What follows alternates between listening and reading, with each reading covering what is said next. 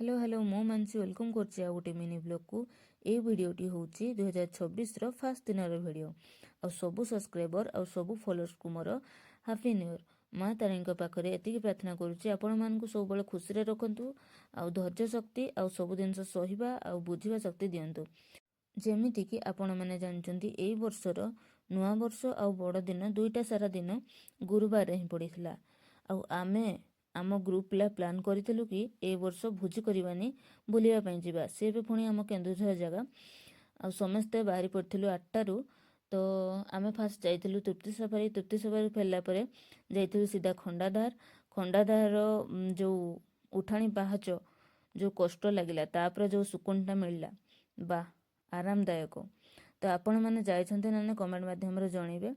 आ photo उठेबार शैली देखंतु एई भाईठू शिखंतु कोठी जाइके से फोटो उठौछन्ती। तो आउ जणे भाई को देखिबे रुहंतु समान कोठी फोटो उठौछन्ती।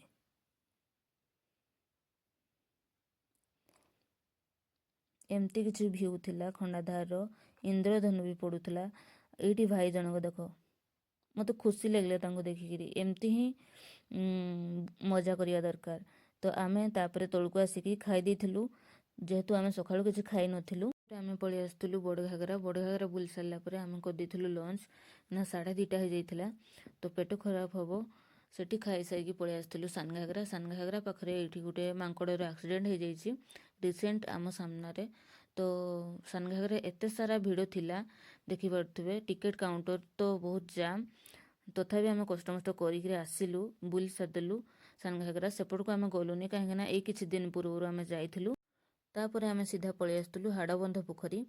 तो सेठी आमर बहुत सारा फोटोशूट हो सारा परे माडा मानकर तापरे आम पळि आस्तुलु अर्धनागेश्वर बुलाबुली सरला परे आमर टाइम हो जाइथिलानी 8:30। घर भी कॉल आस्तुला ता भितरे आम पळि आस्तुलु घर को। जदि आपण मानकु वीडियोटी भल लागिछि लाइक शेयर कमेंट करबा पई भूलंतुनी। जय जगन्नाथ।